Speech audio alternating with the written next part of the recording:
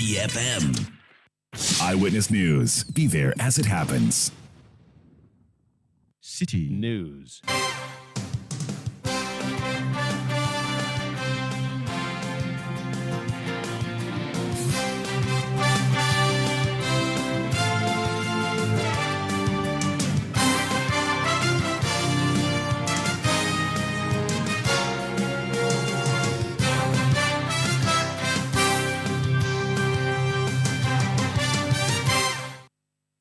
It's 17:30 GMT. This is Eyewitness News on 97.3 City FM. I am Umaru Sanda Amadu. Tonight, I'm here with Eno Saho. And coming up over the next 90 minutes, Alan Chamantin's campaign team raises and discovers ineligible voters in the album for the Super Delegates Congress of the party. We'll tell you the names that are featured on the list, which list includes Chief of Staff Frema Ose Opari. Also coming up, it appears the troubles within the National Cathedral will not be going away anytime soon. Parliament has set up an ad hoc committee to probe the whole structure. And later on Eyewitness News, Ghanaian truck drivers plying their trade in troubled Niger, stranded on the border with Benin. We'll be speaking to them live. Stay with 97.3 City FM for more on this and many other stories on Eyewitness News. And in business, National Petroleum Authority to begin revised cylinder recirculation policy from September, with 4 bottling plants ready to be operationalized. That's in 50 minutes from the City Business Desk. Nilate Ilate will be back with the details. Eyewitness News is live across Ghana on a number of affiliate stations, including in the Upper West region on Tungsum 97.3 FM in Wa, as well as Jirapa 96.1 FM in Jirapa. In Upper East region on Quality 88.7 FM in Garu. In Northern region on Radio Bimbila 91.9 FM. In Volta region on Revival 99.3 FM in Tajevu, as well as VOV Radio 95.7 in Hohwe. In Ashanti region, we are on Focus 94.3 FM in Kumasi and Orange 107.9 FM also in Kumasi. In the Bono region, we are on Greener 95.9 FM in Sunyani. In the Western region, on Adwinpa 100.7 FM in Takwa, Beach 105.5 FM in Takrady, and Sky Power 93.5 FM also in Takrady. We are live across the globe on citynewsroom.com. We are also on YouTube. Do look for CityTube.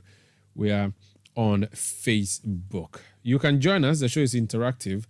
If you want to use X, which is a new name for Twitter, the hashtag is CityNewsroom. The handle is @UmaruSanda or at City973. On WhatsApp, the number is 0549 986 996. 0549 986 996. Let's settle for details of our stories now. And the first one has to do with the New Patriotic Party. The party is preparing to go for a congress, a mini one that would cut down the list of contestants from 10 to 5, and I mean people who are looking to be flag bearer of the party. Now, ahead of that, the party provided the full album of voters to the various campaign teams. All 10 candidates have been given the folder containing the names of people who are going to vote. That folder given to them on a pen drive. The Alan Kwadwo Chamantin team has picked that pen drive last week. I remember I spoke to Nana Ohininto and he said he was going to pick that the following day or so. It appears that they have seen some discrepancies on that, which has made them write a letter addressed to the chairman of the Presidential Elections Committee of the NPP, making specific demands. This letter was signed by Nana Ohininto, he is head of elections and planning as well as management. Now, in that letter, they highlight a number of issues they've discovered with the album.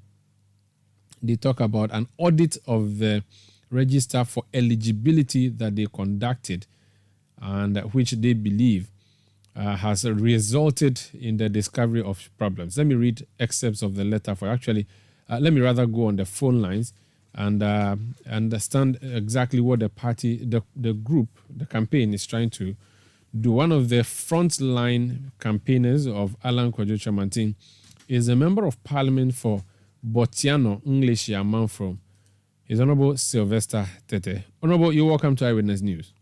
Thank you very much, my brother. Now, this letter that we are just looking at, signed on August 2nd, appears to have identified or is listing problems that you have identified. Walk us through what you did with the data that was given you by the party on the pen drive and the subsequent issues that you have raised since. Well, thank you very much and good evening to your listeners. I think this is a letter to the National Elections Committee, and I think it's unfortunate that this issue has to be discussed in the public domain. I think these are things we've identified based on the directive of the General Secretary of the party, and is in line with our constitution and the regulations pertaining to the election. Every election, the electoral register is given to the aspirant, and then you go through, if there's any anomaly found in the register, you draw the attention of the Elections Committee to it. We've identified some anomalies in certain regions, and we've communicated same to the National Elections Committee, which we are hopeful that will be addressed in accordance with the regulations pertaining to the election. I noticed that you have about, 5 names in there. Are you suggesting that those people ought not to be on the register at all, or where they are, they should not be put there, so that the party ought to remove them completely? Yeah, they ought to have removed them completely, because the guidelines are that if a member of the party, an executive in any position from national to the polling station, is deceived, the regulations are that you do not replace the person until National Council advise otherwise. So that communique was given to the party, and in the Upper East region, the regional research officer is deceived. So nobody has the power to replace him until the National Council advises otherwise. So that we've drawn the attention of the Elections Committee based on the regulations of the General Secretary to the party and communicate to the party. So we're just following that. And you observe, our Chief of Staff is not a member of the National Executive Committee. She's been captured as a Chief of Staff, as a voter. We've also drawn the attention to that again. In the Ashanti region, the second regional vice chairperson, Victoria Nyanko Kusi, has been duplicated as Victoria Owusu, a child redesign in the same album. So these are things that we are drawing the attention to it. And again, in Central region, the Infantiman regional chairman deceased, and the founding member, Kwesi Chere, also deceased, remain in the regional register, but the names are not eligible to be on the register. So these are things that we are drawing the attention to. And of course, the directors at the party headquarters, with respect to the director of IT, director of elections, director of legal affairs, these are not members of NEC, and they have been captured as eligible voters. So we've drawn the attention to the National Elections Committee, and we are confident that their names will be expunged from the register. On the issue of the Chief of Staff, she's a former member of Parliament. Is she not qualified under that criteria? No, former members of Parliament are not eligible. It's only sitting members of Parliament that are eligible. So if you're a former member of Parliament, you are not eligible voter. And you are also saying that she's not a member of the Council of Elders of the party? How so? No, because we are told that she goes for meetings and all of that. You may go. You may be invited into a meeting. It doesn't give you the status as a member of that National Executive Committee. Her position politically, she can be invited, but she's not. There's nothing like a Chief of Staff as eligible in a scheme of things. So she could be a national patron or a council of elder. In that category, she's eligible to vote. But if she's captured in the wrong rendition as a Chief of Staff, and that makes her qualified to vote, that I'm afraid is not correct in the regulations of our elections. So you recognize her as being a member of the NEC, but not a legal member who can vote? She's not a member. NEC may invite any member of the party as and when in deemed fit. The fact that you are invited as an official member does not qualify you as a member of NEC. All right. So she's neither qualified as former member of Parliament. She's not qualified. So who are the members of NEC, though, for purpose of education?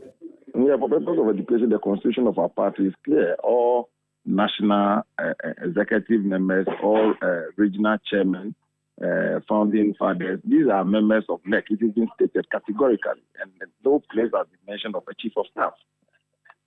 This letter you have written to the party, have you got any response yet, even if it's unofficial? We are yet to get a response from them, but we are hopeful that they will do the needful. Very well. Thank you so much. But otherwise, the campaign is going well? Excellently well. And your own campaign in your backyard, any challenges coming up? I haven't started campaigning yet. I'm working as a member of parliament, and I'll represent the good people of Botiano English Amafam again in the 9th parliament of the 4th Republic. And you are not seeing contestants coming up because of the work you're doing? Well, obviously, people may express interest. Everybody and the kind of dream they have and what time of the day they have their dreams. But the reality is on the ground. We'll see what happens. Thank you so much for speaking to us. You're welcome. That's a member of parliament for Botiano English Amafam, who is a member of the Alan Kojo Tramantin campaign team, Sylvester Tete. This is Eyewitness News on 97.3 CTFM. We are coming to you from our studios in Adabraka in Accra. We've tried to hear from the New Patriotic Party Elections Committee on what it makes of this claim that has been made by the Alan Kojo Tramantin campaign team. We've not been successful in getting a comment, but a number of names presented to the party as being names that the group believes or the campaign believes should not be on the list. In Upper East Region, they say the Upper East Regional Research and Elections Officer, Edward Nabil, is deceased and he's been replaced with Daniel Ziba as an appointee. They do not think that should happen. In Central Region, they say Mfansiman Chairman Yibrin Adams is deceased, and the founding member Kwesi Tre is also deceased, but their names still on the register. Volta Region, they say that the deceased Adaklu constituency chairman Shaku Seth has been replaced with the Adaklu constituency first vice chair. They don't think that's correct. In Ashanti region, they say the second regional vice chairperson, Victoria Nyakunkosi, has been duplicated as Victoria Owusu Achiao. And so that's one of the issues they have there. And then redesignated in the same album as regional representatives to the National Council. The identity needs to be rectified, they say. Then if you go to the National Executive Committee, NEC, they say the Chief of Staff has been listed to vote under this category of NEC. However, per the Constitution, the office of the Chief of Staff is not part of the NEC. Therefore, the Honorable Chief of Staff is not entitled to vote. Then they have chairpersons of standing committees of National Council. It says there must be clarity on the eligibility status of appointed chairpersons of committees of National Council. Then finally, it says scanning for electronic photographic devices. Specific responsibility for scanning for electronic devices to be vested in the police service. Alan for president would be grateful to have the above taken into consideration. Signed, Nana Ohinito. This is Eyewitness News on 97.3 CTFM. We'll return with more. Please stay. Eyewitness News. Be there as it happens. You know your papa see that? And it's rickety car. Hey, papa! Bobo, so how your engine now? It is half man, half amazing. Thanks to Cause and you. Can't feel better energy. Can't touch this. Tell you guys, so Sancho's engine just died like that? Yes, so. Somebody managed to convince him that there is a better engine oil than Quartz. And he switched. Sancho Panza. Now, which engine oil can be better than Quartz? No other, my guy. Quartz with its age-resistant technology, it keeps your engine younger for longer. Now you know. Have you guys seen the new bottle design? It's superb. Quartz 9000 from Total Energies there improves fuel efficiency. Why do you think Mr. Mane and Logoso have taken the Quartz Nation movement World Cup like that? Sorry. Chairman Mane. Quartz. Keep your engine younger for longer.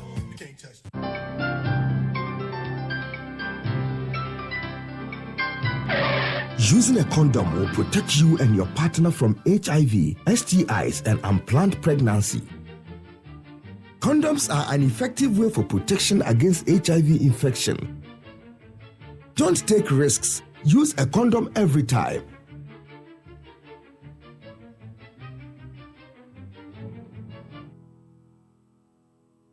Always come prepared. This advert is brought to you by the Ghana AIDS Commission and Ghana Health Service. Whether I'm passing by the food market, visiting the salon, or filling up my tank for a spontaneous adventure with old friends in a new city, when asked, cash or card, it's always card for me. I switched from cash to card for all my payments with MasterCard. Now I get to do what I enjoy with ease. Switch from cash to card for all your payments with MasterCard. MasterCard, the secure and convenient way to pay. Let your voice be heard on Eyewitness News on Facebook at facebook.com/City97.3, Twitter at twitter.com/City973, and Instagram at instagram.com/City973 with the hashtag Eyewitness News. You're welcome. This is Eyewitness News on 97.3 City FM broadcasting from Adabraka in Accra. Let's talk about the National Cathedral now, the President's priority of priorities, which still remains underground between the Ridge Roundabout and the House of Parliament, close to the Office of Special Prosecutor. We are told that Parliament has given the green light for an ad hoc committee to be set up to conduct an inquiry into the National Cathedral project. There are 5 members of Parliament, actually 6, who filed a private member's motion demanding the probe. One of them is, you can call him the chief campaigner against the National Cathedral, Samuel Okujetu Ablakwa. He's MP for North Tongue. He's joined me on the line. Honorable, you're welcome to Eyewitness News. Hi, Umaru. Thank you for having me. This latest campaign against the cathedral is filed by you and 5 other colleagues, we are told. What is your intent? Well, it's a campaign against the rot or the irregularities or the procurement breaches or the lawlessness or the conflict of interest and all of those ills, those sins. So let's be clear. It's not an opposition per se about a temple of God, even though Ghana has thousands of temples of God. And if we had had a national discussion, I'm not sure the Ghanaian people will have said that that should be the president-elect priority of priorities. So it's really about all of the rot, the canker, the scandals that have plagued this project. And today is a great day. I am so excited that both sides of the House have agreed that we should have this national inquiry, which would be a full-scale parliamentary probe into the cathedral project. I would like to also commend the Speaker for his wisdom, commend leadership of both sides of the House, and of course, the Ghanaian people who have been very, very supportive in this campaign. At the end of the day, it is about the public purse. Remember that as we speak, $58 million has been spent, and all we see is a big hole. We have sadly been mocked within the Committee of Nations by the international community that we are now hosting the world's most expensive hole. In addition to what has been spent, the $58 million, which we don't believe we have got value for money for, we have now outstanding claims. The last time I did some checks, there are outstanding claims up to $52 million. So don't confuse the two figures. $58 million is what has been spent so far, and we have that big hole.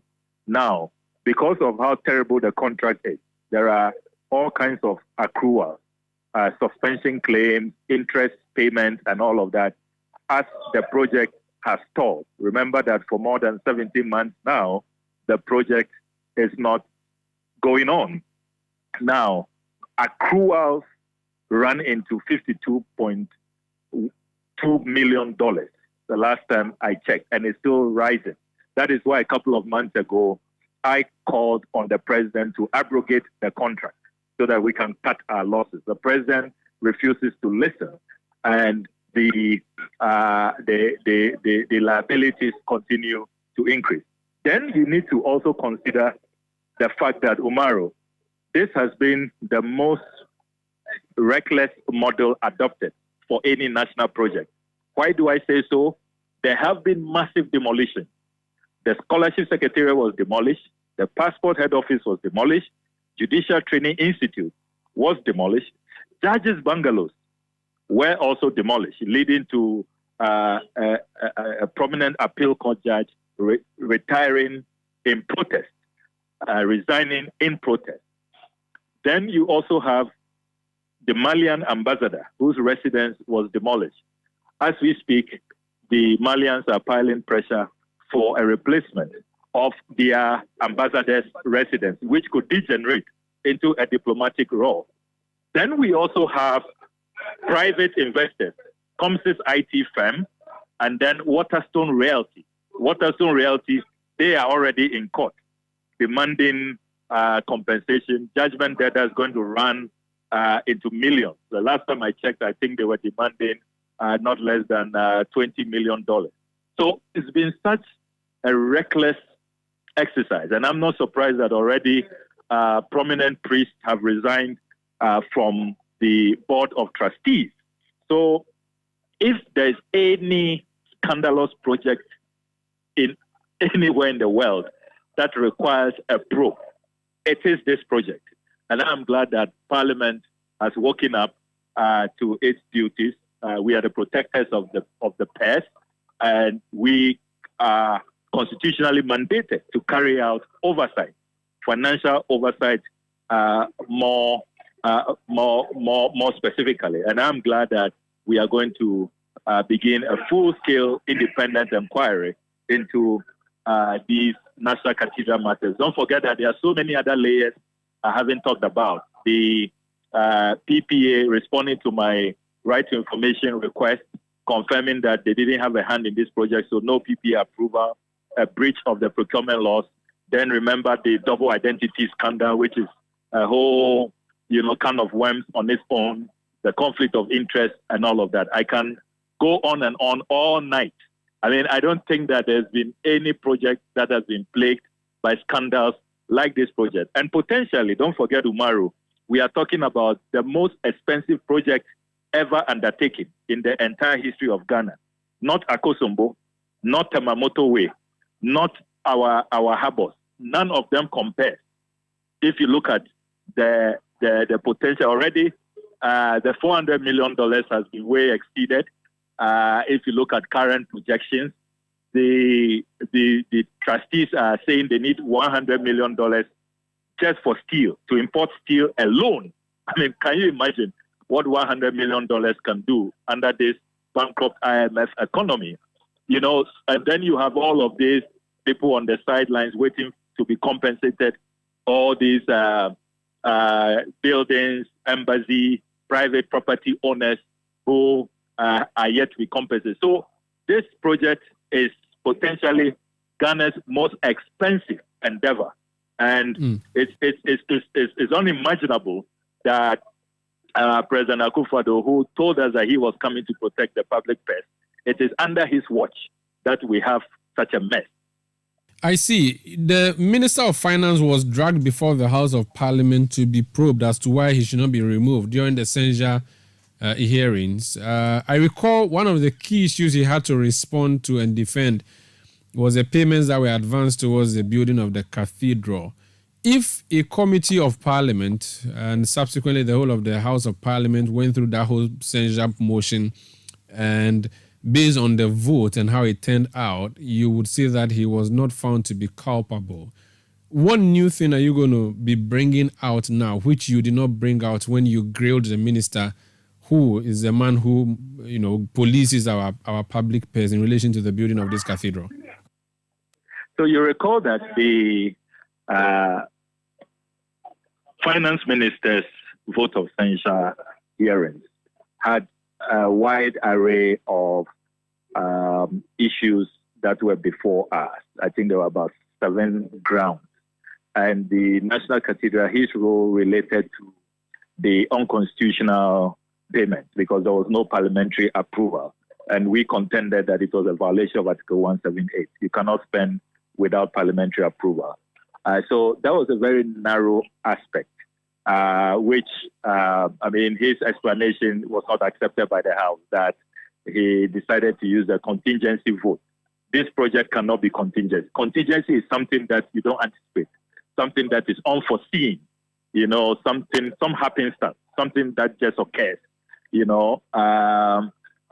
is a project that the president dreamt about, even had a conference with God, as he claimed, and announced to the nation, set up a board of trustees, then delivered all kinds of speeches in Ghana and abroad, did fundraising.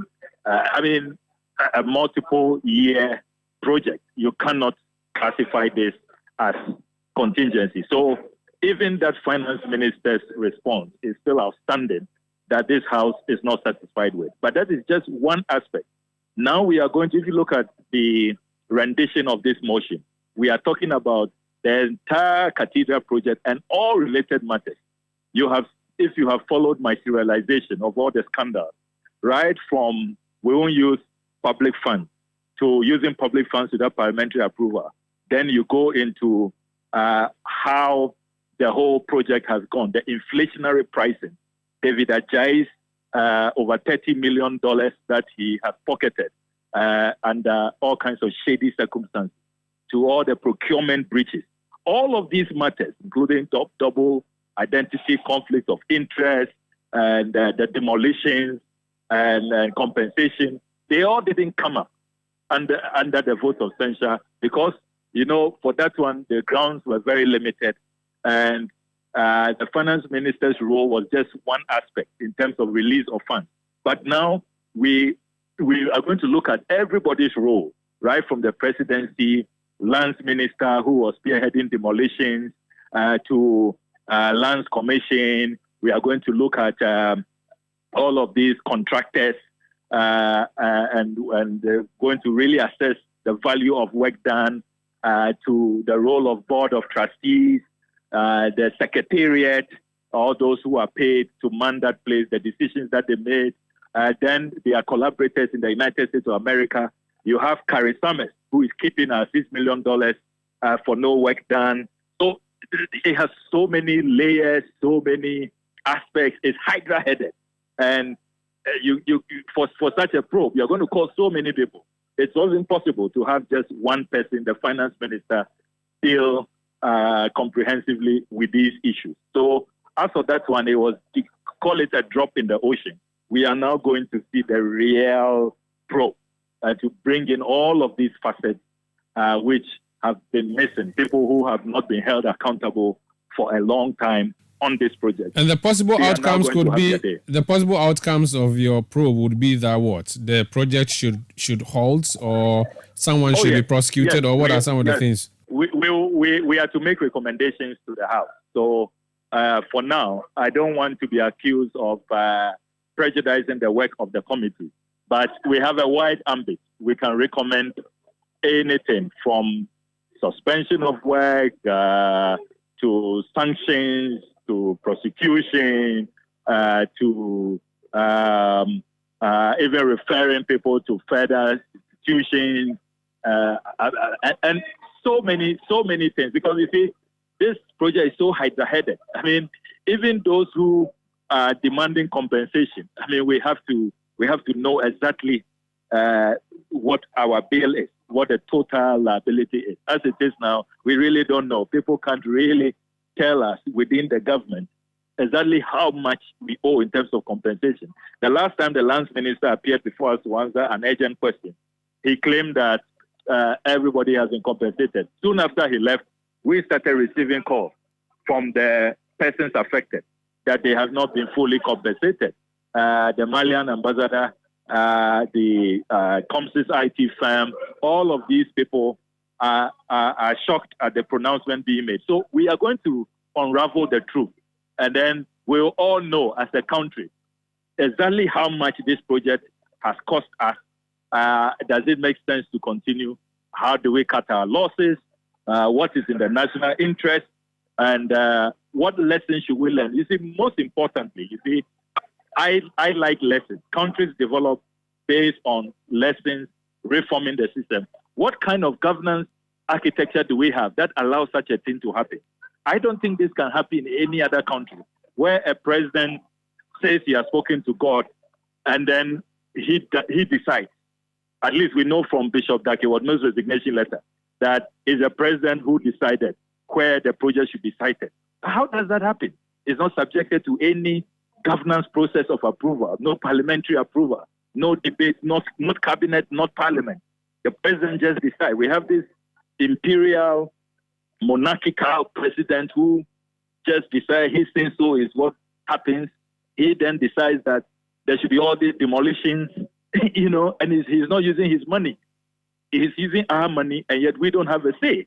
And he takes us on this reckless path, thinking that once he mentions God, everybody will back off, forgetting that in the Bible, David was stopped.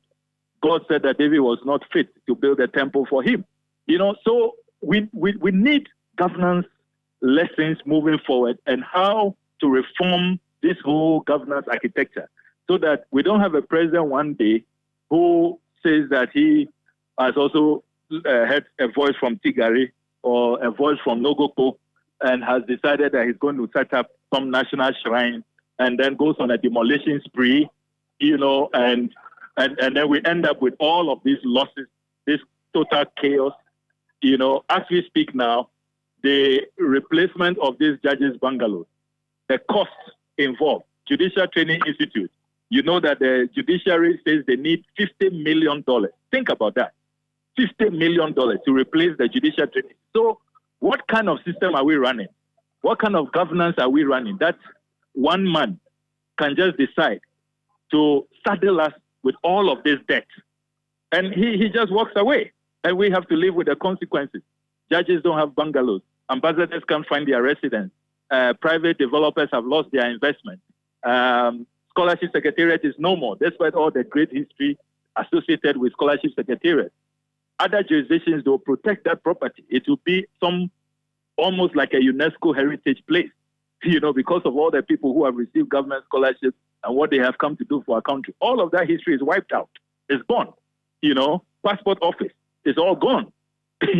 1 month's interaction with God. We don't know which God and whether God really said he should go and do this.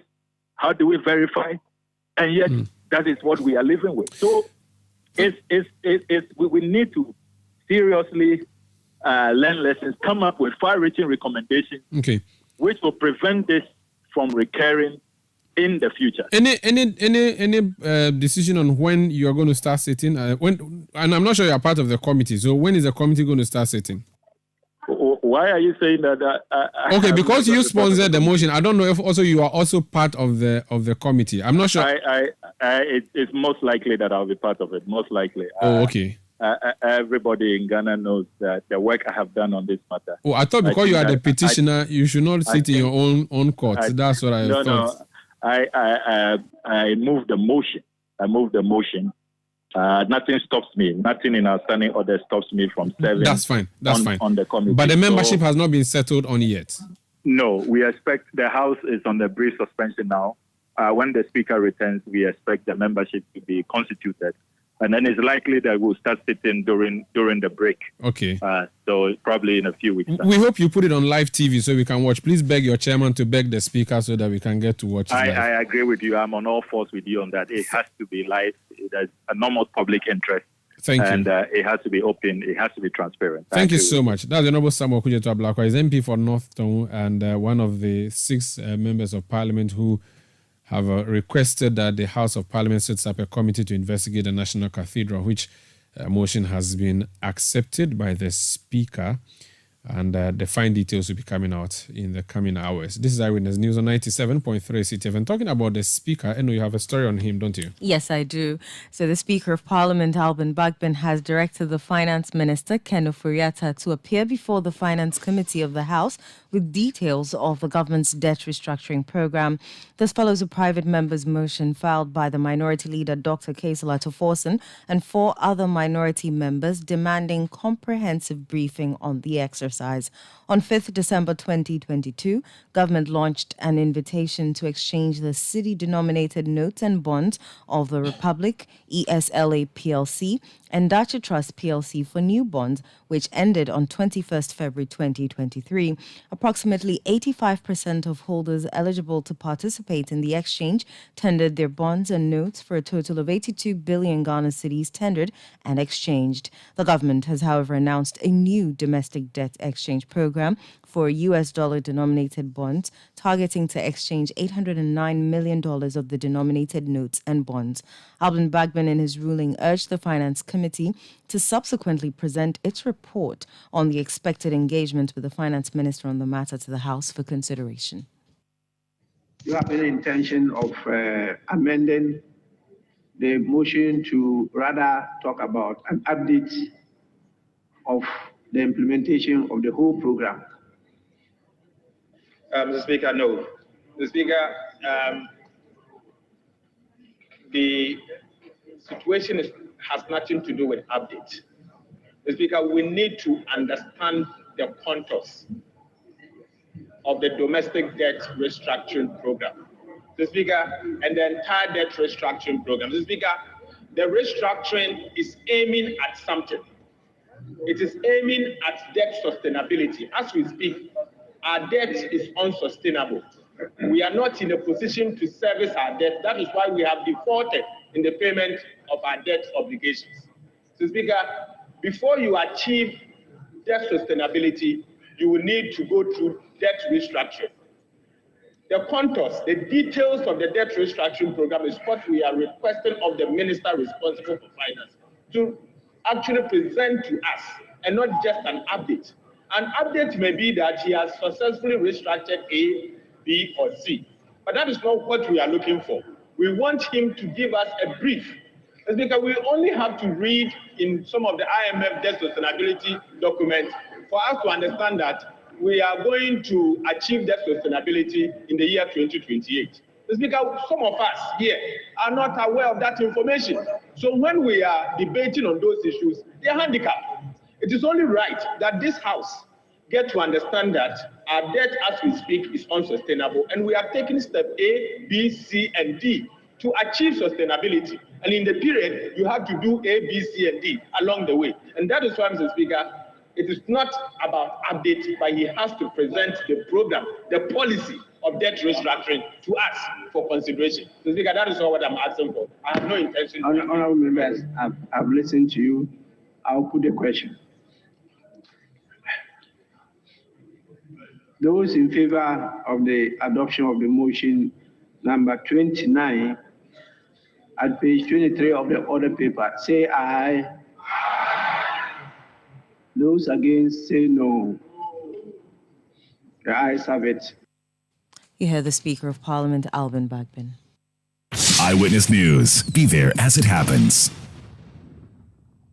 Pay attention, all my Africans and African Americans in the diaspora, plus my white brothers and sisters. What if I told y'all the most trusted real estate company in Ghana, Sukasa, would like to take y'all on a nationwide tour, highlighting prime real estate and investment opportunities. Sukasa builds affordable luxury homes with 2, 3, 4 bedrooms. Come get the real value for your money, plus they have very convenient payment policies with 100% guaranteed cash back. This fully gated or grandson communities include malls, cinemas, and all social amenities, plus 24-hour security. All you gotta do is sign up for the tour for a measly couple $1,000 and come see what could be yours in real life. The African dream is alive. Contact Sukasa on 030-296-0865 or 055-369-7886 at Sukasa GH on all social media platforms. Email info@sukasa.com.gh. The Sukasa experience is also bringing on board a bunch of other property developers, which means patrons get a variety of options to buy from. This is powered by Government of Ghana, Beyond the Return Secretariat, Ministry of Foreign Affairs, Ministry of Works and Housing, Diaspora Affairs, the Office of the President, British High Commission, and the UK Chamber of Commerce. Sukasa, building on trust. When shopping for a dress, you say, of course, a low burst line, a little tight by the hips, covered sleeves, off shoulder, definitely. But when buying anti-malarial drug, you say, is it not malaria? Give me whatever is available. Choose your malaria drugs the same way you choose your dress. Always ask for Coartem. It's also available in cherry-flavored dispersible tablets for children. Don't gamble with malaria. Choose right. Choose Coartem. If symptoms persist after 3 days, consult your doctor. Malaria testing should be done before treatment. This advert is FDA approved. Let your voice be heard on Eyewitness News on Facebook at facebook.com/City97.3, Twitter at twitter.com/City973, and Instagram at instagram.com/City973 with the hashtag Eyewitness News. You're welcome back. This is Eyewitness News on 97.3 City FM. We are coming to you from our studios in Adabraka in Accra. We are also around the globe on citynewsroom.com. I'm sure you may have heard by now that Niger is in trouble. There was a coup there. The soldiers have taken over. The president is no more in charge. ECOWAS has sent a warning to the coup leaders, as ECOWAS usually does, to restore the country to democracy. The soldiers can't be bothered. The consequence is that France and other European countries are having to move their nationals out of the capital, Niamey, using a number of flights that they've deployed to go pick their nationals. Now, locally or continentally, or they may be in the sub-region level, our trucks, Ghanaian trucks that are loaded with onion, which had gone there to load onion, you do know that we bring our onion from Niger, are stuck between the Niger and Benin border. We're told that they simply cannot move. I'm just looking at a video that has been shared with us. And in the video, there's a...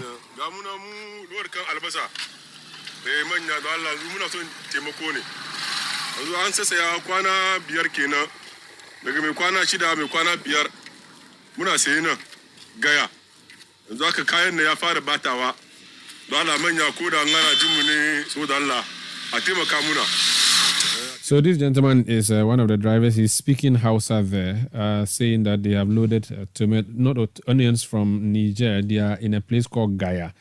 He said they've been there between 5 and 6 days. Their trucks are stranded and the produce that they are carrying is going bad. Let's speak to one of them. Yakubu Akpenida is a spokesperson for the onion sellers who are stranded there. Yakubu, you're welcome to City Eyewitness News in Accra.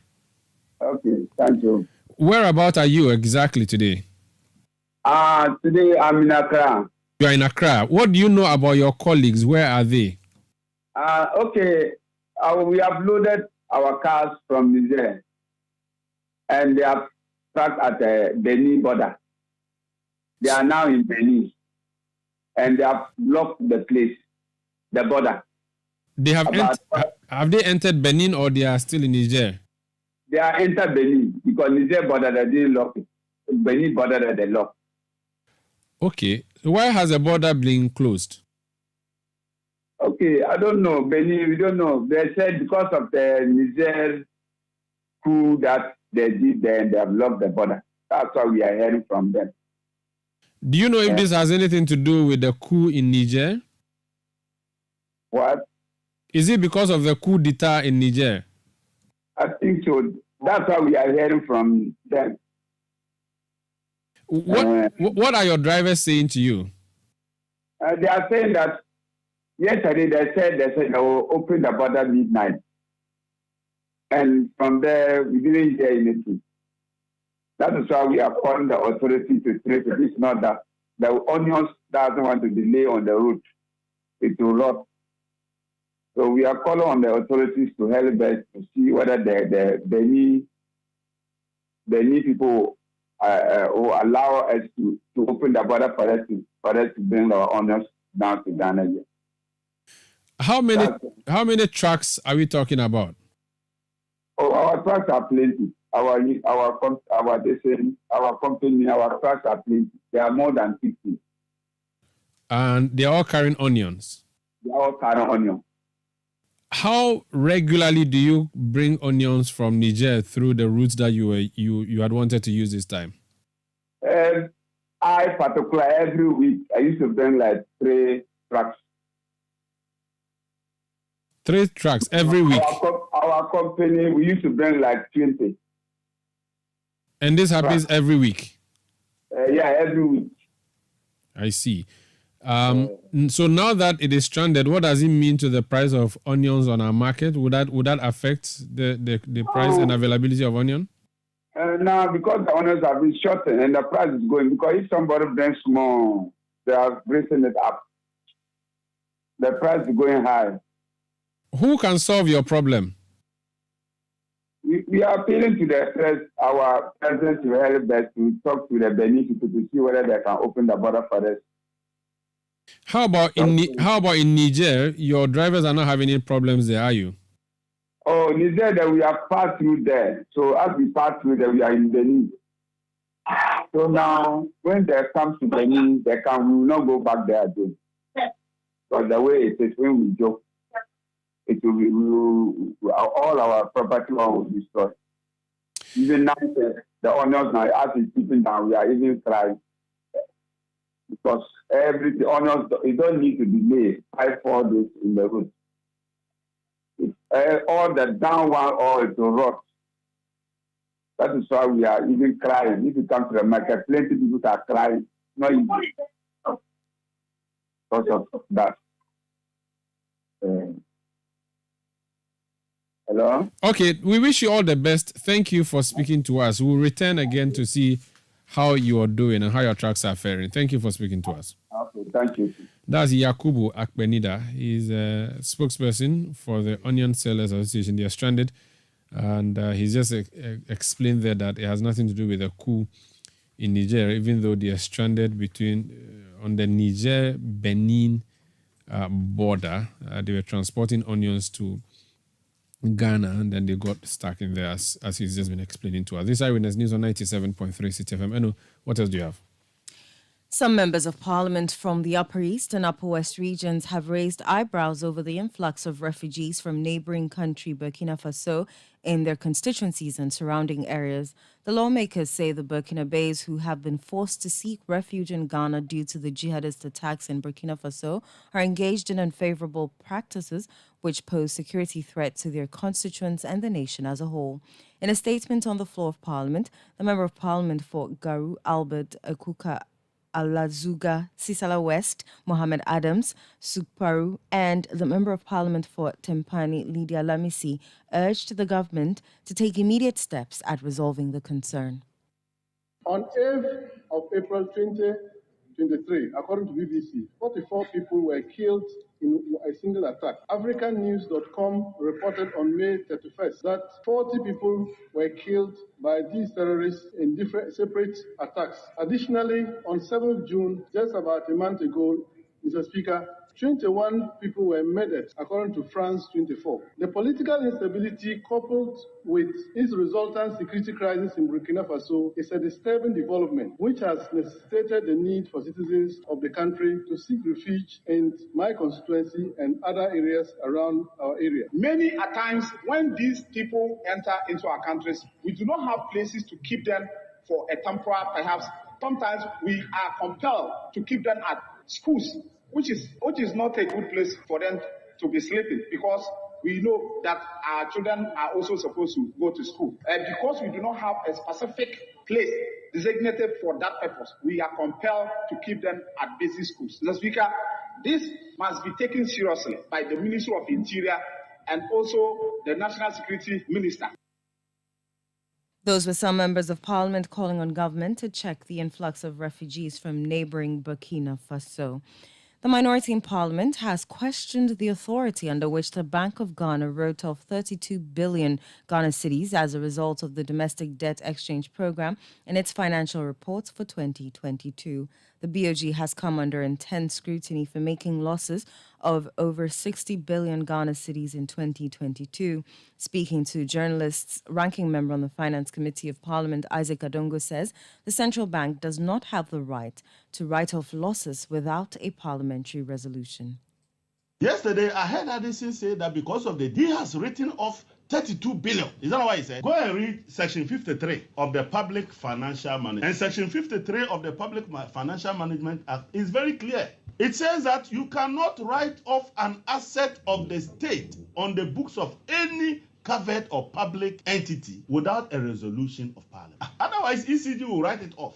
Cocoa will write it off. Everybody will be writing it off. And the public funds will disappear. So the Public Financial Management Act under Section 53, which talks about abandonment of claims and write-off of public funds, is very emphatic. And those monies are public funds. It says, 53.1, the minister shall seek the approval of Parliament to A, abandon or cancel or diminish a claim by the state on any other body. So you write to the Minister for Finance, say that the auditors, when I'm preparing my accounts, you have said that we should write off 32 billion. Please go to Parliament and seek approval for us to write off the 32 billion because they are public funds. You see, Bank of Ghana is not somebody's insurance company.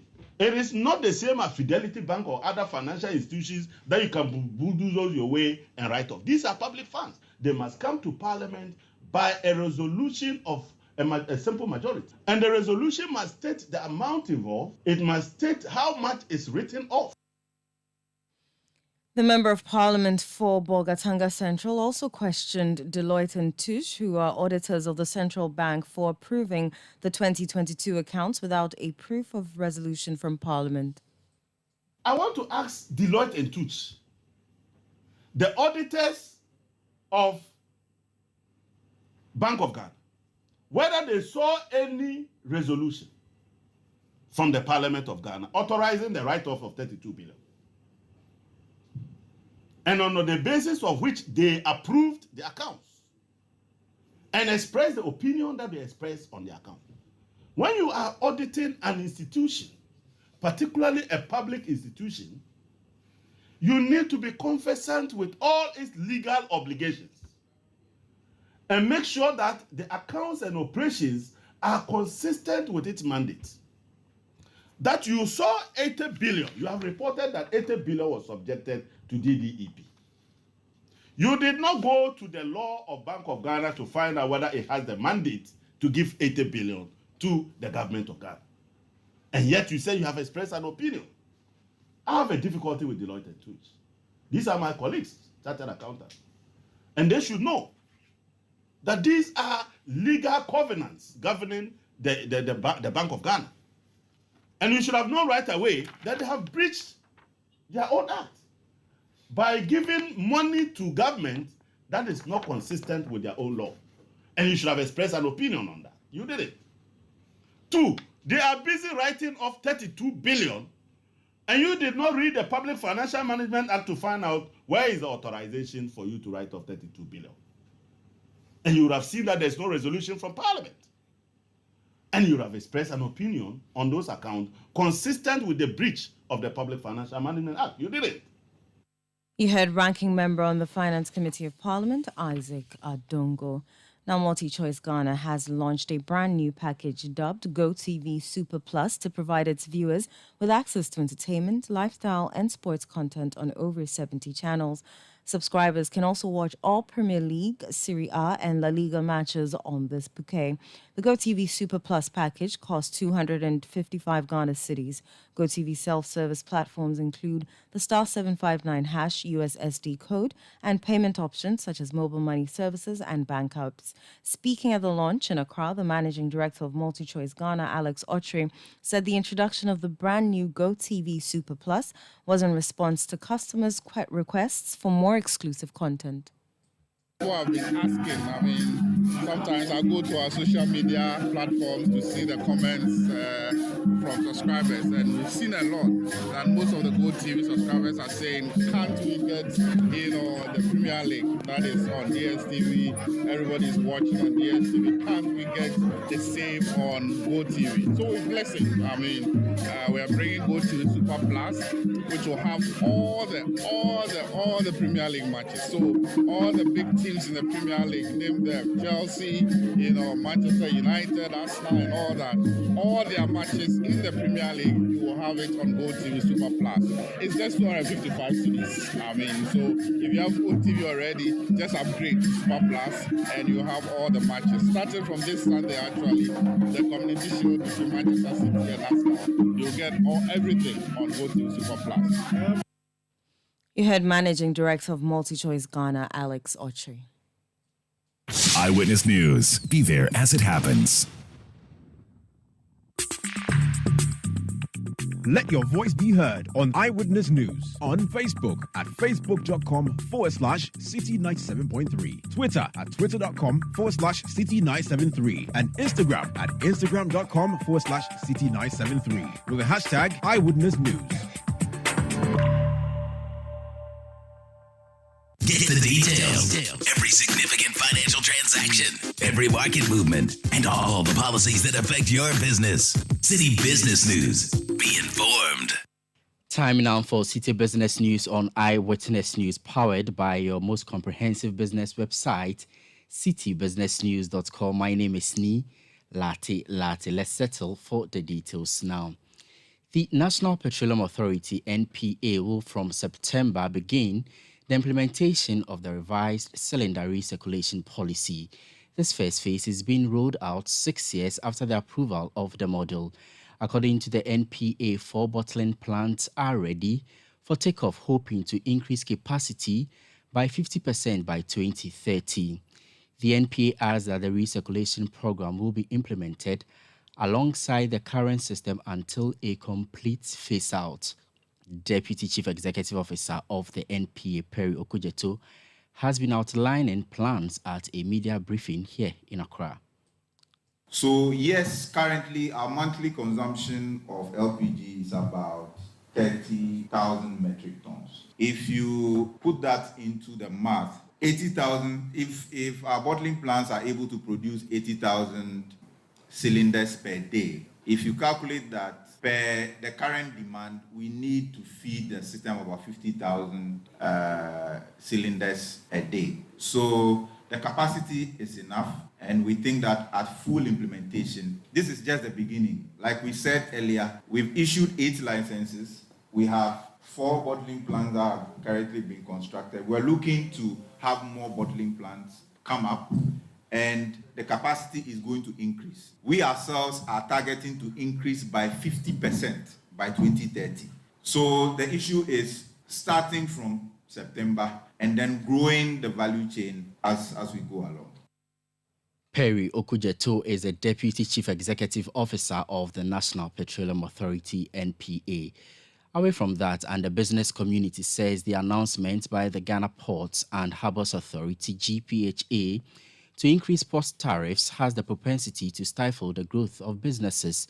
The trading community explains that businesses are already bearing the brunt of the prevailing economic challenges and has been taken aback by the decision of the Port Authority to increase tariffs as stakeholders did not reach a conclusive agreement. One such industry player is the Ghana Union of Traders Association, GUTA. Its president, Dr. Joseph Obeng, has been speaking to City Business News. We found it very surprising for them, even now that we're so engaging with them, to go behind it. We haven't brought any consensus and all that for them to implement what they want to implement, especially when they increased the last ones within a year. It is not even more than a year that they increased the tariffs. And so what are they seeking? Are they seeking the destruction of businesses or what? Or the growth of businesses? It is not fair for them to do that. If care is not taken, most of us are going to relocate and do business in the Togo port, where we have some in Ghana. It has happened before, and they have to be very careful, because we cannot continue to behave like this, that it is nobody's business and that the cost of doing business left and right should be increased and all that. Dr. Joseph Obeng is the president of the Ghana Union of Traders Association. Still on the tariff adjustment at the port, the Exim Frozen Foods Association is impressing upon the Ports Authority to halt the implementation of the new tariffs. Kwame Obrieje speaks for the association. As an importer or an exporter, and I would like to say that for this particular conversation, maybe for imports, really, you would have to, the business owner would have to transfer whatever overhead costs they incur in clearing their goods and doing business at the port to the consumer. What it means is that goods become more expensive and people are unable to buy. Even for the person who is bringing the goods into town, the person might not be able to bring the quantity that they ought to bring to meet the local consumption. But I must add that I think that of urgency. GPHA must halt this decision, must come back to the drawing table, meet with stakeholders.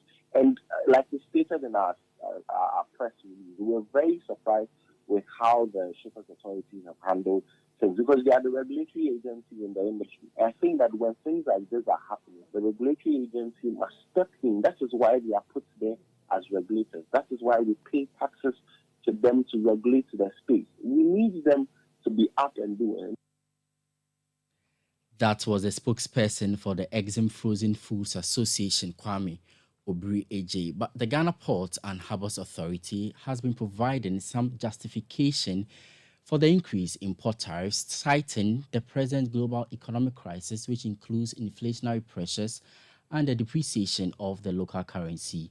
This was contained in a statement issued today, Thursday, August 3, and signed by Esther Jebidonko, General Manager, Marketing and Corporate Affairs at the Ghana Ports and Harbours Authority. The authority said before adopting these tariff increments, it communicated with all relevant stakeholders. Here are excerpts.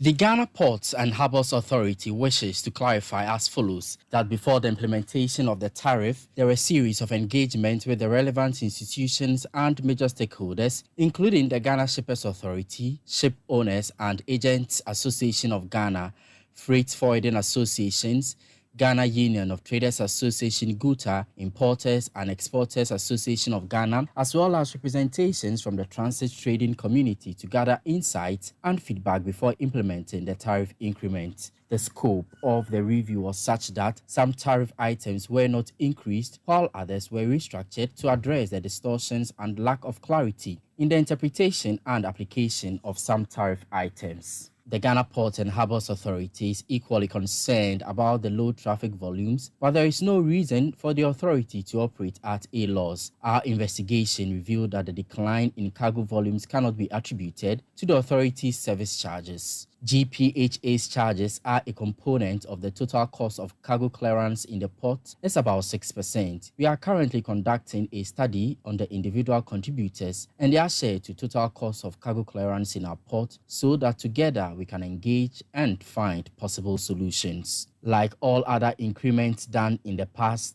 the rates of increment in this year's tariff adjustment were informed by the outcome of a comparative port tariff studies we conducted in our neighboring ports of Lomé and Abidjan to ensure that at every given time our port will remain competitive in terms of price and quality of services. We wish to note that even with the increment of August 1, 2023, overall, our port tariffs remain competitive compared to our neighbors. Excerpts of a statement by the Ghana Ports and Harbour Authority justifying the increase in port tariffs despite opposition from the business community. And finally, economist Professor Godfrey Bokpin has warned that the lack of sufficient progress in handling Ghana's domestic debt could have adverse implications for the country's external debt restructuring efforts. To address the domestic debt challenges, the government is diligently working towards finalizing the domestic debt restructuring by September 2023.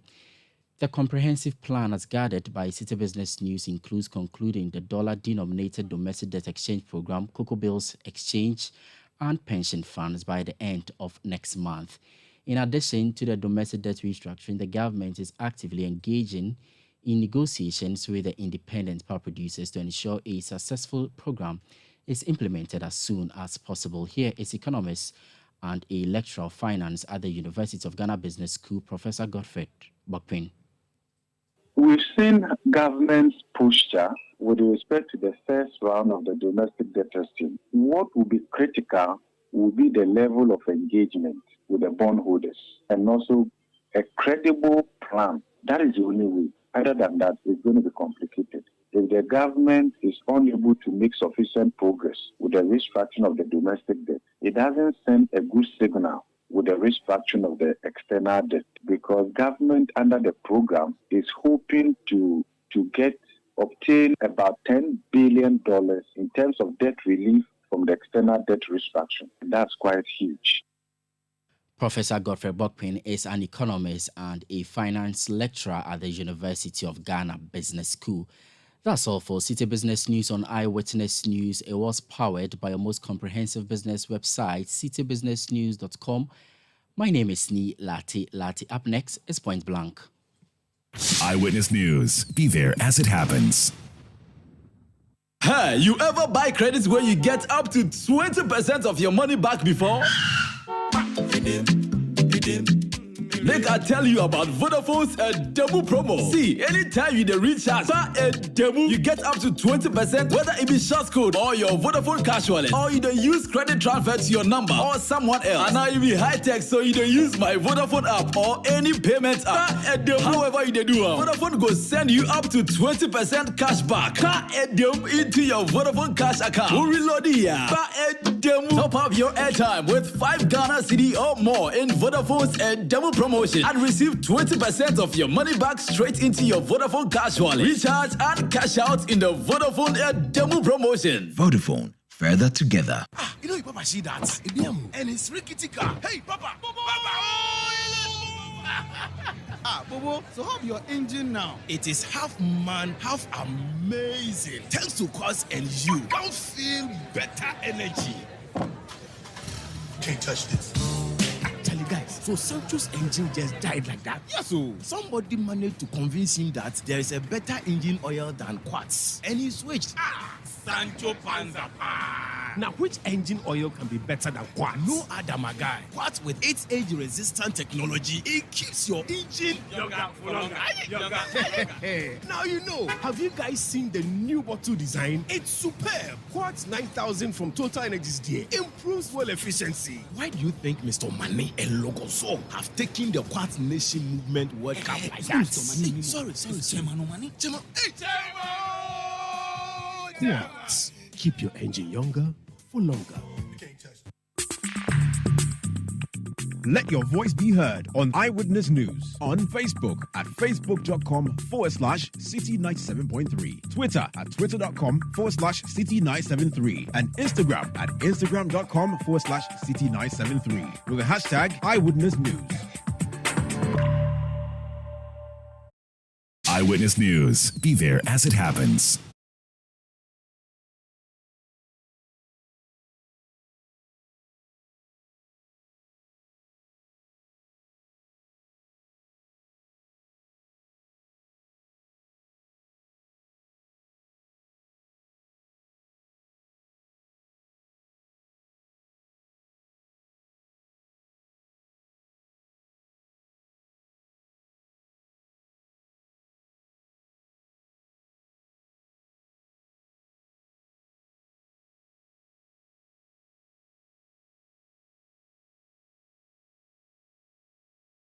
This is Point Blank on Eyewitness News. My name is Umaru Sandama. Tonight on Point Blank, the New Patriotic Party is looking for a flag bearer and also parliamentary candidates. My guest on Point Blank tonight has been involved in NPP activities for many years. He has led campaigns, sponsored campaigns, and fallen out with campaigns. He was also a leader of youth groups, the Progressive Nationalist Forum PNF, the Young Patriots, leading demonstrations on the streets of Accra against John Dramani Mahama. His name is Richard Nyama. He was a deputy director of communications at the New Patriotic Party headquarters. Richard, you're welcome to Eyewitness News. Thank you, Umar. How are you? Oh, so. I was just giving your historical accolades. What's your current status? What are you doing? My current status, the most important of all, deputy spokesperson and deputy director of communications for the Alan Chermantin campaign. That's what you are doing now. That's your new preoccupation. Yeah, politically. Privately, I do my own stuff, my own private business. So. But you're not on the streets demonstrating again. Oh. To ask for the CD to be stabilized, to ask for the price of petrol to go down. When I have to do it, I do it. You don't do that. You haven't done that since 2017. Since 2017. Yes, you might be right. I probably will be in the offing. I'll talk to you about your own intent to go to Parliament using the Kwandai constituency as a route. But before then, how is the Alan campaign going, and why did you choose to join Alan? The Alan campaign is like it's like a locomotive. It's emotion, and it's gathered so much mass. Everybody wants to be part of it, and I couldn't be prouder that I'm playing a major significant role in that process. I am convinced beyond reasonable doubt that come 4th of November, Alan Kojo-Chirmantin would be the presidential candidate of the MPP. And not Dr. Mahmoud Bawumia, whom you campaigned for in 2012, 2016. Definitely not. Why not? And he will be the next president of the Republic of Ghana on the 7th of January, 2025. I'm convinced beyond reasonable doubt. My spirit and my being tells me that is what is going to happen. And even against odds, if you remember the Freddie Blee one, it was the same thing. Yeah, but that's how convinced I was. And it came to pass. It shall pass as well. But usually political parties want to sell someone who has already been marketed. The vice president has been marketed even before the party won the election, and even in the course of the governance, he's still been marketed. Why don't you send someone who has been on all the billboards in the past before, who has interacted with the people in the past? The vice president, unfortunately, my brother, has never stood any election in this country. He's never been on any ballot paper, not at the assembly level, not at the polling station level. The best he's been is the running mate of the current president. And it's only the president's image that is on the ballot paper. He's never been. He's been fortunate. He's had 8 years as a running mate for the MPP in opposition, and he's having 8 years as a running, the vice president, the substantive vice president of the Republic with Nana Addo. 16 years at the helm of affairs. I think that is enough. The party needs to rebrand, restructure, and present a new face, because everything on the ground, even within the MPP, indicates that the party and Ghana is craving for a new face. Now, you're saying that you cannot sell the records of Akufo-Addo's government. Is that why you don't want his running mate to be on the ballot for you? If that's the case, then who are you going to campaign on, or whose track record are you going to campaign on? No, I didn't say that. Yes, but if I'm saying that Akufo-Addo's tenure is over. It will be over 7th January 2025, right? He will hand over to a new government.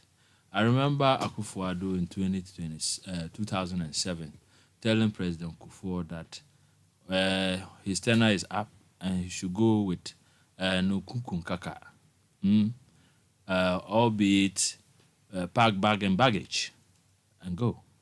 I don't think anything has changed. The vice president then, if we're going by this particular preamble, would have been the most sold then, because he was vice president for 8 years and should have led us. And we ran on the record of John Ajekun Kufuor, who is still being celebrated today. He left us in a very good place. And yet we lost the elections in the second round in 10. And so it's not a given. Okay. So for you, it's going to be an Alan thing. Let's move on to your personal matters. You want to go to Parliament. Why? Yes. Bandai has had a mixed bag of fortunes. We had, from 92, former MP Lekpolomo in the saddle for 20 years. Terry Lekpolomo? Yes. For NDC? For NDC. And people lamented. At a point, they needed to see his back, and that was exactly what happened. Whoever was leading the MPP then was likely to win. Mind you, in 2008, Dr. Bo, I am convinced, won that seat, but at the critical point in counting, the lights went out, and somehow, when the lights came back on, the figures changed. He lost by 500. 2012, we took the seat back for the first time from the NDC.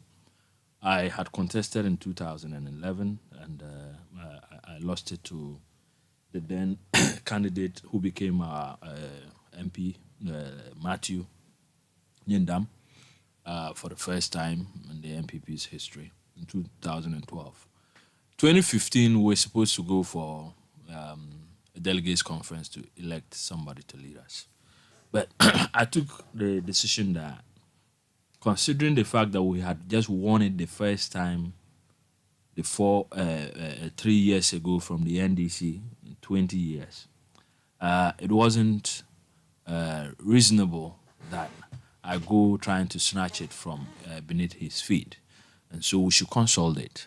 And then I went to the Congress grounds, raised his hand and said I wasn't going to contest him. Let's maximize the resources, the little resources we had, without internal wrangling. And so for the unity of purpose of the party, let's go ahead and then unanimously endorse him. And we did so.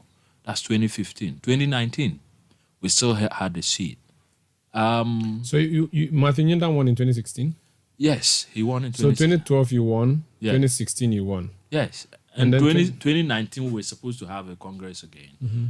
But I still took that decision that as long as the MPP was in charge and had a seat, I wasn't going to contest it. So for the second time... Yes. And there was a lot of development that the MPP had brought. I'm telling you, in 2011, when I was contesting, there wasn't a single tarred road in the whole of Pandai.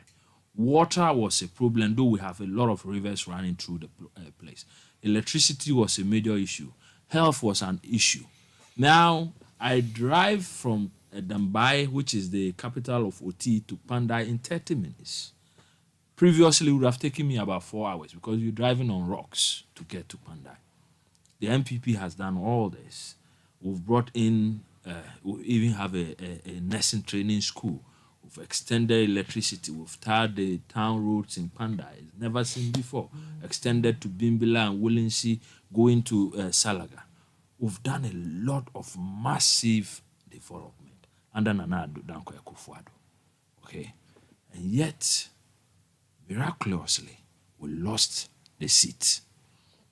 It comes down to not... So you lost it in 2020? 2020. To who? To Nsala. Okay. Now, it tells me that it's not the projects that we brought that the people are against, but it's down to the person that we are presenting. So Nyindam was a problem? Was a problem, significantly so. Else, they should diagnose why we lost that election. Everyone was in shock. He was a leader in parliament. The party had brought a lot of resources and development to the area, and yet we lost the seat. It must be the X factor, him. So we lost it. And I'm like, no. And I was warned. A team came to me asking me, look, you better show, else we'll lose this seat. I said, look, there's no way it's going to happen because looking at what we have done so far, no government since independence can claim this in Pandai. So I am 100% sure that they were going to vote for us. And then we lost it. So I thought, no, I need to bring some freshness and a new face and new strategy to the party and to reclaim it. Because the people keep telling us that, look, if you brought someone else, we think that you deserve the chance to continue. But the same person won't wash. And that's why I'm putting myself out. I see. So you want to be the new person to lead the NPP there because you think that your former MP has lost it, and so it's time for you to then come and then save the constituency. Yes. Beyond doing this because you want to win the election for the NPP or the constituency for the NPP, what are the issues that you think need developing or addressing in the constituency that you think you can drive? Because you've already said that developments, you've already done everything. So what are you going to do? I didn't say we've done everything. I said we've done more than anyone else. We've done a lot. But you see, that is where there's a link between general infrastructure development and personal enhancement, personal development. So we are part of the most remote part of this country. So general amenities that people in Accra and elsewhere would take for granted are are heaven to us. Okay, but thanks to the NPP Nanado government, we've had those things. But poverty levels, personal development is still very low. You take teacher to student ratio, you take health, nurses and doctors to patient ratio, you take potable water, electricity penetration. These things are still challenges. Then come to personal development such as levels of education, still very low. Job availability, okay? About 90% of the folks there are into farming. And yet there are no opportunities for them to process and enhance their products.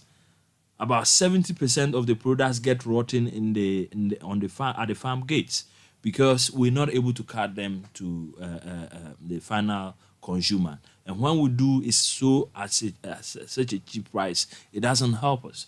So I'm looking at a situation where the government has brought the infrastructure that should enhance the personal development of the people.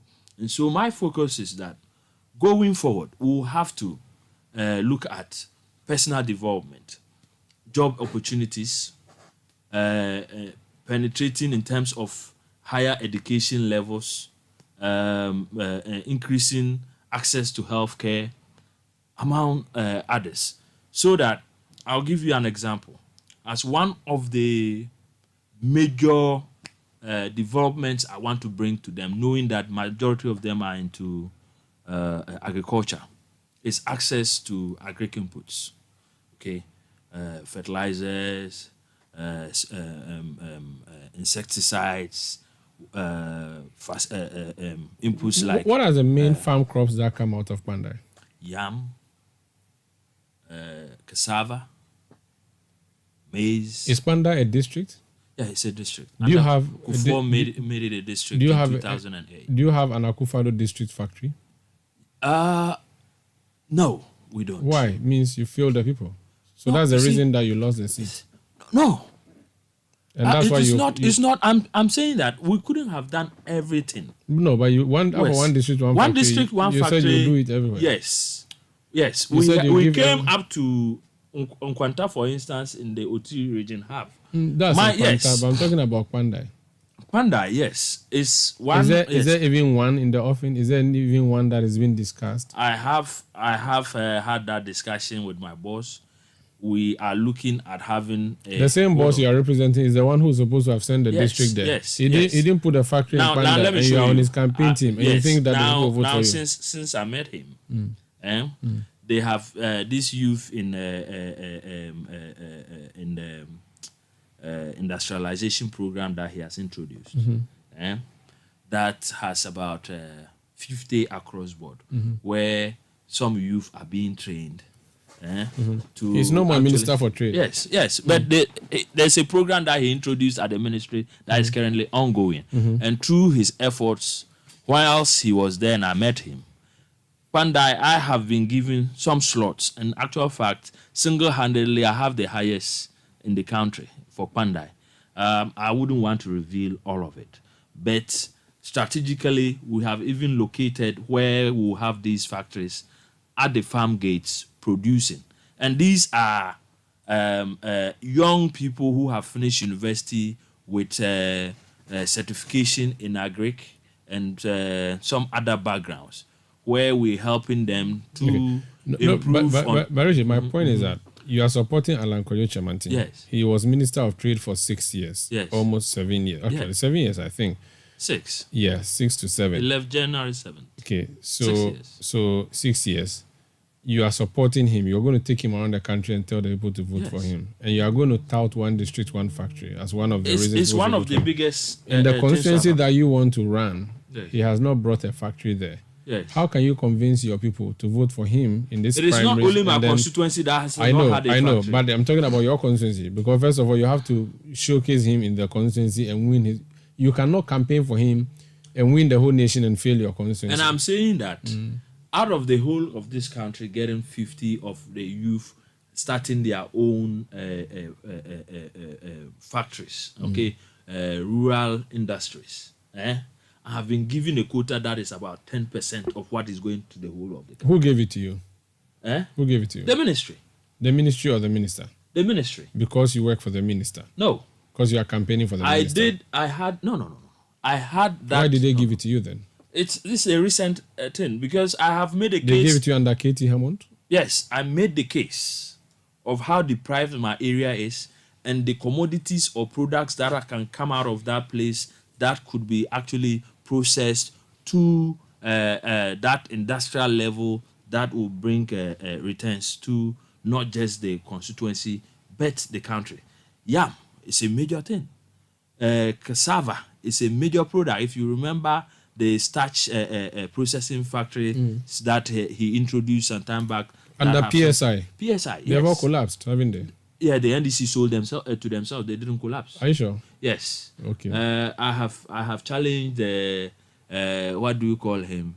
The former chairman of NDC to Central Region. What do you call him? Was there one in your locality? Was any of the PSIs in your area? No. Okay. None of them. Okay. But my locality was producing the cassava to feed those the starch factories. Okay. So the industrialization drive was affecting virtually all those areas. Your party promised 1 million per constituency. Has that money been released to your constituency? Do you know? Oh, I think the first time it was released, I know it at least it went about twice. And subsequently, I am not in the position to say. So that's also going to be a problem for you, don't you think? Oh, why am I the president? Am I the DC? No, I don't disburse those funds. No, you are the NPP parliamentary hopeful. Yes, you are using the elephant as your logo. Yes, the elephant promised. The elephant couldn't have done everything within the 8 years. They did. Okay. Provide some of the things they said. So if the promise was that we'll provide 1 million per constituency, and we did, and at a point we had to look elsewhere, at least there's a record that it has been done. Okay. Not like saying it hasn't been done. Do you have an E-block in Pandai? Yes. So Mahama built and left a school for you, and you think that you can win his seat? But have you built a secondary I'm saying school? that we beat him to it then. What did you do? We beat him to even in with the E-block. But maybe the E-block didn't end. In actual fact, the E-block was being put up in my village, Jambwai. Okay. About 5 miles out of the town. Okay. They said that was the idea of the day school. Yes, it was not supposed to be a boarding school. Well, I'm saying that with all that, at the height of it, we beat the NDC. But they've come back for their seat in 2020. Oh, yes. So if they tell the people that they built have you built any secondary school since you came into office in that place? In Pandai? No. Yes. No, you see. Okay. How about a chief's compound? Have you built any chief's compound? We have. Where? And we have built what do you call it? A nursing training college. No, chief's compound, hospital. A clinic, a health center. Have you built any? Yes. Where? I think we have. We've done about 4 of them. I can't readily tell you on top of my constituency. Under this in government. actual fact, we expanded the district hospital, and it was I think they have a way of they have the district to municipal and those yes it's been expanded and upgraded. Yes. When we came, it didn't even have a single ambulance. Now it has several. Okay. You get it. Okay. So these improvements have come. We need to go now, but just a quick one. The national economic challenges. How are you going to wriggle yourself out in that constituency when you go to the polls? When we go to the polls, every government has its challenges and its strengths. I can tell you, the strengths of this government largely are those that Alan Kojo Chiremantin is touting. For instance, the one district, one factory you mentioned. Yes, you have I think 93 constituencies that are massively affected in terms of that. You have, since independence, no government has been able to establish an automobile industry, right? He's done that, and we have about 7 of them currently operating. They are actually going to the extent of doing spare parts manufacturing. That has an effect on the value chain of the aluminium industry and our mining sector. So, and if you care to know, as a result of the one district, one factory and this automobile industry, today, since 2020, Ghana has a trade surplus. Okay. Are you aware of that? What's the most widely spoken language in Pandai? Yeah. It's That's the most widely spoken. Yes. Okay, can you speak it? I understand it, but I'm not. Okay, yes. but so I wanted to give you an opportunity to use 30 seconds to speak. Yes. No. You can speak the other ones then. Yes, I can speak in Chumuru, okay. Nauri. Okay, so you can speak one. Just 30 seconds. Tell the MPP delegates that they should vote for you and mention your name. To Meko Biakano. Meninifia me bamba yere MPP ayaro samne. Urwari asuri cry next week ane ba na ba file na file lowe. Baby making amba. Me tia ala namba mne. Na anabo wa an constituency there back pandai. Ane abamo me pa mun cap wala na fie. Oba mai. Obo fo pandai wi akworo mo waro. Na pandai wi ane pe yere mo kamea obo kwori tumio sane. Anso me korone ane aba manle ba mo be chanero. Na ungu fie oba mai. Oh, thank you so much. That's Richard. You're bringing in the Banley and Hausa combined. It's deliberate. We can bully that's where your strength is. That's where my strength. Thank you so much, Richard. I wish you all the best. Thank you. So that's Richard Nyama, a member of the New Patriotic Party who wants to be the party's parliamentary candidate in the Kwandai constituency. He's also a Deputy Communications Director of the Alan Kojo Mountain campaign. That would be it for Eyewitness News tonight. My name is Umaru Sanda Amado. Production by Kwabna Wilson. I did this show with Eno Safo. Sami Wiafi was also part of the production tonight. Technical support from Daniel Squashi. Edwin Kwakofi was handling new media for us. Thank you. Have a good evening.